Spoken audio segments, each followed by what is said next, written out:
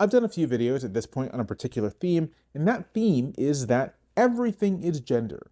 What this means is that so much of what is driving our politics today is an acute form of gender anxiety, expressed by those who believe in a kind of hierarchical gender universe, in which men are at the top, in which a particular kind and expression of masculinity is deemed to be dominant, in which femininity is disparaged, in which women are disparaged, in which anything that threatens this particular vision of domineering, hierarchical masculinity is something to be undermined, if not destroyed outright.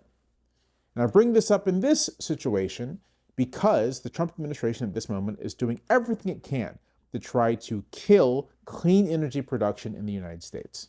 There is this new article about how they're floating $1 billion deal in which the US government would spend $1 billion not to construct wind farms, but to end their construction and divert that capital into the production of fossil fuels.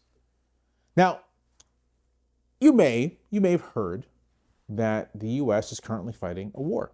It's fighting a war in Iran. And that war in Iran has precipitated what may be a global energy crisis. One would think that if you were going to fight this kind of war, you might want to have some kind of backstop, right? You might want to have some way to weather the storm of higher oil prices that may end up doubling or tripling. And to do that, you'd want, right, clean energy, solar, wind production, and the like. But the administration doesn't want that. It hates that. Some of this is purely material, that the administration is bought and paid for by fossil fuel interests, by oil interests. During the 2024 election, Trump even went before a gathering of oil executives and told them that he would basically be their guy. He would ensure that they would make a lot of money, and he would gear policy towards them. He said this happened, I remember it. No one gave a shit when it happened, but I remember it. And so there's that. This is purely material and political. But I think there's a lot of gender going on here as well. I think that for the people in this administration who share their view of masculinity, who share their, again, hierarchical vision of gender relations, clean energy, renewable energy, energy that you produce not through extraction, right? Not through the violent extraction, through literally abusing the land, through literally penetrating the land, right? That's what an oil drill does. It penetrates the land.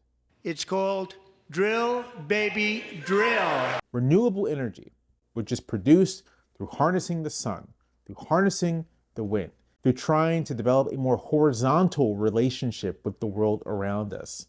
Something that acknowledges that we are a part of nature, that we ought to respect it, and that we ought to fulfill our energy needs without doing undue damage to the natural world. Renewable energy, clean energy, at its best, represents a non-hierarchical relationship to the natural world. It doesn't rest on the domination of the natural world. It doesn't rest on its destruction, on extraction, on exploitation. Not necessarily, it doesn't have to. For the people in this administration, I think that they view clean energy and renewable energy as a fundamental threat to their vision of a hierarchical world, to their vision of a hyper-masculine, hierarchical world in which the only real law is the law of the strong dominating the weak. And they see renewables, green energy as representing weakness, as representing femininity, which they equate with weakness. And so they'll spend $1 billion to get rid of clean energy because their vision of the world, which also centers on a traditional male-led household in which the men work in factories. Remember, they wanted all of us to be working and building iPhones. In which the men work in factories for wages. Of course, there are no unions. In which the women give birth to children. And of course, in this world, this is all defined by race, right? So it's white men working factory jobs and white women producing white children. And that household, that male-dominated household, becomes a microcosm of the entire society, in which the people who lead the society are men dominating those below them. And they view renewable energy, they view clean energy as an obstacle to this, as a threat to this, as an alternative vision that they have to smash. I'm speculating here a little bit, but not too much. You only have to watch how they talk about these things to see this worldview in action. And so yeah, once again, Everything's gender. If you want to understand this period of the world that we are living in, pick up a gender studies book, grab you some Judith Butler.